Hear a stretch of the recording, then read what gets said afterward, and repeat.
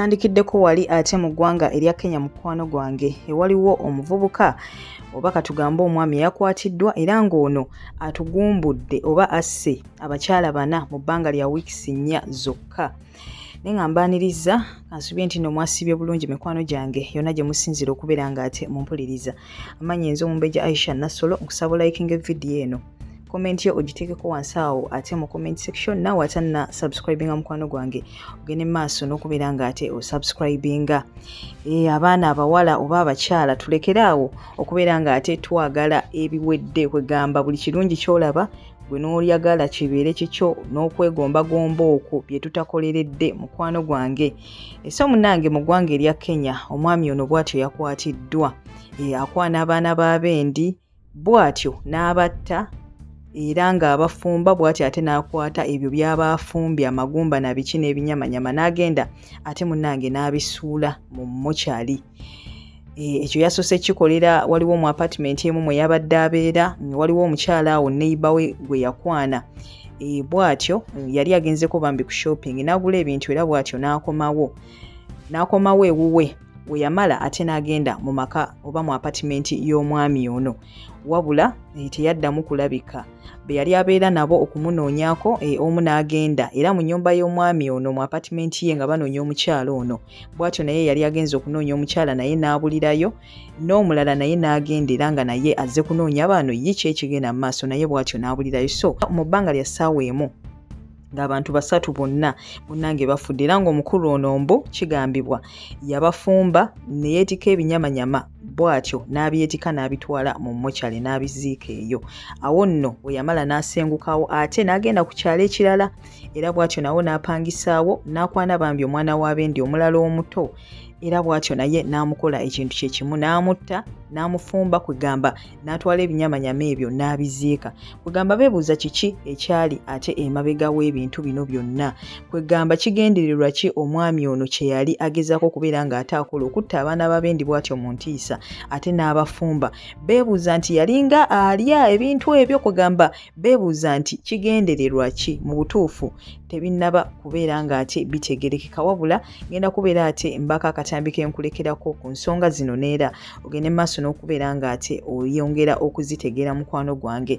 So ng'ate ebya Pastor Bujingo byo tebinnaggwa okuva omukyalo oli Irene eyafiira mu kkanisa bwe batyo ne bamukwata ne bamusuula eyo mu mochari ate ab'eŋŋanda ze ne bamusanga munnange ng'ali bute nga taliiko yadde akagoye ku mubiri ng'alinga bwe yazaalibwa.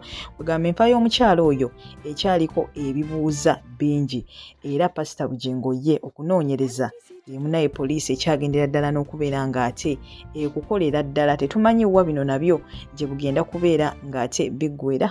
Kankulekereko obutambi buno mukwano gwange. Bujingo olaba Katonda nti talyaka kati olaba ssaawa zino baakunoonye ku katuuti ng'oyimiridde. Jjukira bakimanyi olina ssente ozibalira mu kamera ojja kudda wano era mulonde mu 7 biki naye nga muli bali mu kunyuunyunta ng'ogwawo mpola nga olaba pasita yiga bwe yaggwawo empola n'agenda okusiiba gye yafiira naawe bagenda kunyuunyunta. Nalabye gulo poliisi ekunona ku katuuti ng'owooza mbu Katonda alina kyategeka era n'osaakazindala omanakunaku n'otambula n'ogenda n'abasirikale kati baatutteko ze batutte. Naye omukyala bw'abanga yafa ng'abantu bwe bafa bulijjo lwaki tewayita poliisi? Kubanga gwe namba za poliisi ozirina okutandikira ddala kubakuuma mu 7 mpaka abakuuma ebyalo ntegeeza aba LDU. Lwaki ate disitulikiti tewayita wa LDU n'omugamba nti omuntu afiiridde wano ate gwe n'ositula omulambo n'ogutwala mu ddwaliro? Omanyi gavumenti yajja mwami eyo ebeera nnungi mpaka lw'ekukola ekinaakumalawo. Ekubeeredde ennungi yakuwa n'abakuumi naye egenda kukunywa mu mpola naawe kennyini weekyawo obadde n'essente zo ng'ofuna ekimu kyekyekumi n'okirya mu mirembe kati ssaawa zino oli ku pressure. Oba kino kye bayita okuwasa omukazi w'ebisiraani kyokka naye n'omulaba mbu temulonda munyuwa njaganga pulezidenti nga ye yeerabidde nti yava ku kikubo okugenda okusumba endiga. Abantu abo bajja okusaba n'ebizibu byabwe balina endwadde zaabwe naye gwe n'obaza ku Bobi Wine buli lunaku basomye Bobi Wine kirabika ne mu ggulu bali babuuza nti Bobi Wine alina emyaka emeka. abasabire wa Bujingo bava dda ku by'okusaba. Bobi Wine alina abaana bwe bati, Bobi Wine musiyazi, Bobi Wine yaleseewo omukazi we, Bobi Wine talifuga Uganda. Abantu bazze okusaba n'ennaku yaabwe. Obaza mu Bobi Wine talifuga Uganda, oba agifuze oba tagifuze, kasitana bagifuze nabo bajja kutuuka ekiseera bafeeyo. Bannaye mwekyaya abantu. Walanya abantu bagenda okusaba n'ebizibu ebyenjawulo, oluusi banka zibawuuba, alowooza bw'anaasaba ku Katonda bambi ajja musaasira afune abaguzi ba bizinensi ye asobola okufuna ssente za looni. Gwe n'omuuza mu Bobi Wine talifuga Uganda, gy'oli gw'obulira ye talina maaso talina matu. Owooza Bobi Wine tafuga Uganda ku lw'ensonga Museveni akuwa. Bannange eno video njetedde abaana abawala mugenda kufa bannaaye, mugenda kufa mu ggwewo. Omusajja atemudde abaana b'abendi mu kitalo, abaana banna, abakyala banna, sina baana. Bawulira ng'omusajja nti abeera mu apartment, omusajja abeera yekka, ayina emmotoka, ali single, ogenda mu apartment ye buli kimu kiri clean, weesikeemu, omutima gwesikemu. Omutima gwesikemu. Naye mwolituka mu nnyumba z'abasajja olaba ennyumba enyirira, olowoozawo kimu ngenda kufuuka wife material, mugenda kufa mu ggwewo. Omusajja assa abantu banna, assa abakazi banna mu bbanga lya wiikisi 3. Amala obakozesa. Bannaye solo wanjitandika ntya. Oyo gayi bamuyita Hashim, abadde abeera ku apartment. Naye nga ku apartment kwabeera ng'alaga aliko nga oba single guy. Kati nga kuliko ne ku mizige ku apartment eziddako abo baneighbor be. Nga nabo bakyala babeeramu bana mu nju. Naye nga omanyi nti abakazi temuggwa akamanyiiro na wangambe kujooga. Mutandise okunyumya emboozi n'omuntu, mwekwanye, olina freedom oyingira mu nju yenga bw'oyagala. Kugamba nga bano bafumba emmere nga omanya oba kamanyiiro oba kikiwa nkiyisa ki. Mufumba emmere mujja mugirira woono, mulaba Netflix together, mweryanga we mwagadde ebintu by'okumizige ebyo bistole ebyo.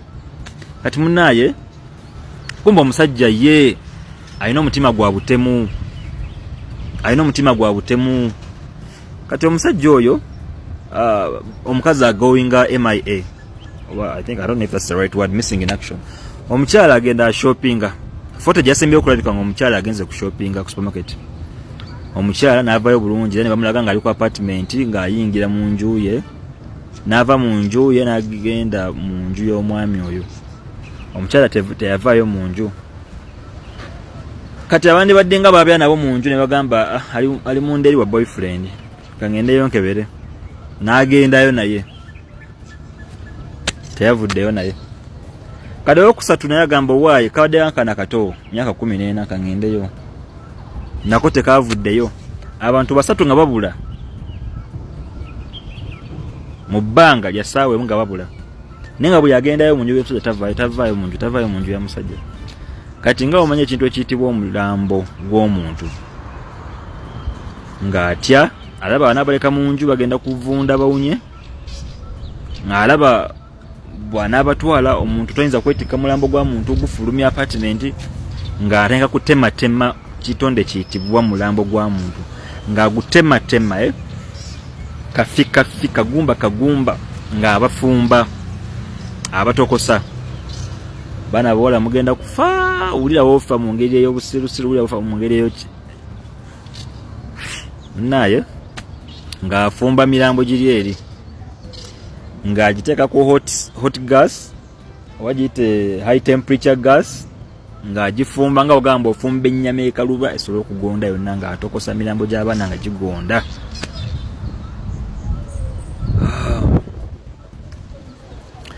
Ng'abakwata ng'abateeka mu biveera. Yatuta obudde ng'afumba emirambo giri kuba okufumbira abantu abasatu ne baggwawo bonna.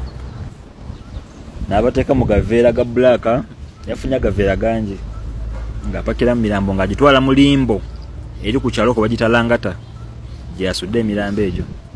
Olwedde nga mbusansa okutambula abantu bamiisinga ku apartment ate nga bagwa ku mirambo mu limbo. Ate naye ng'akwata ennyumba ng'agiddukamu ng'agenda te ku kaala akaddako naye mu same area. Ku kaala akaddako eyo gye yagenze munaaye nga landlord ate yabaddemu eno enju gye yabaddemu. Ye yaze n'asangamu omusaayi n'alongoosa enju. n'addamu n'agipainting nga n'agiteekako for rent. Yayogedde ku police nti nazo omusaayi mu nju. So oli gyagenze ku apartment eddako ku kyalo ekiddako mu bbanga lyanaku bbiri nga yakatuukayo era ng'afuna akawola ke yeegomba.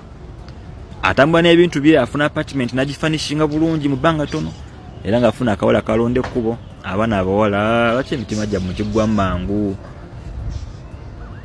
Ng'afuna kanakawola ng'akalya amala okukalya ng'akatemula ngeri y'emu era ng'akateeka mu biveera atwala ku limbo ng'asuula. Kati ku limbo wabaawo omwamu wetegereza ng'abawa ekifaananyi abasirikale ekifaananyi ky'omuntu ekifaanana kye banoonya. Kati munaaye bo nga bo badde balina suspect gwe banoonya yadduka mu nju eno. Baneiba bamisinze wala amagumba ge balonze mu limbo. Ate at the same time neiba abo gwandi badde beebuuzaako nti wasembadde okulaba bana abakyala naye alaga ennyumba agisenguseemu. Balenga ku trackinga neiba ono yavudde mu nju. Badde basanze emirambo mingi, ennyama y'abantu nnyingi ku limbo, which means abantu badde basukkamu basatu mu bana. Ate ne bano badde bamisinga mu nju. Kati nga bali very sure nti bana abantu bamisinze mu nju gyegire emirambo gye basanze mu limbo nga bagifumbye. Naye kati nga banoonya neiba ono omusajja ababuulire wasembadde okubalaba nga omanyi okufuna first hand information okuva ku ba neighbors. Munne nga yava mu nnyumba. Ate mu bbanga lyalina kunnya ate nga baleeta omulambo omulala bagusuulawo nera nga gufudde mu ngeri y'emu era kusooka gutokosa gusuula mu limbo. Kati batsolako kifaananyi bassa ku TV mawuli alabye ku muntu bwati ne bwati musajja wa kirevu mugwira biki. Kati kumbe ye abadde alimbanga abawala nti munnaaye yavuga motoka school bus bana basomero mu Kenya naye ate nga tabikola. Yali adduka Somalia. Yali adduka Somalia najja mu ggwanga lya Kenya nga ye addukayo emisango nayingira Kenya atandika obulamu bupya. Laba tewadda kubatuuza nakati nabo kubatta nabo bambi. So bano babimubuuza nga bamaze omukwata nayogera buli kimu n'agamba yasooka kubakozesa bamwegomba lwa bulungi bwe alabika bulungi awunya bulungi. Abakazi bamubuuza abakazi bakwagala coach n'abagamba abakazi banjagala nsonga ndi muvubuka mulungi mpunya bulungi ajja mu apartment n'abanga buli kimu ekiri fridge ejjudde TV alabanga bwayagala wuli ebintu ebimalamu abaana bawala TV alabanga bwayagala fridge ejjudde ekitanda kigazi kikomeeri mu nju alimu yakayeka tawulira yadde mu katonde ka noise ka muwala ina mulala nawulira nga omuwala yatuuse. Kati omuwala watukamu situation yokubanga alaba ono gaya ali single alaba yenga yasobola okufuuka wife material kumbe kali katego kakumujambula mu bwansi. So yalogedde ku police naye regardless of okubanga bafunya amagumba naye mwenyina admitting ambuna batta bamusindise bagenda musalira omusango nga nakuza mwezi 2 December. So aliko remand already bamuyina mu custody naye ebintu bizuuka bingi. Story ngenda kudda mungi bawe ndowooza nga tufunye bulungi information entuufu naye abaana abawala mulekerawo okwemalamu n'ebintu ebitono mugenda kufa mu ggweewo.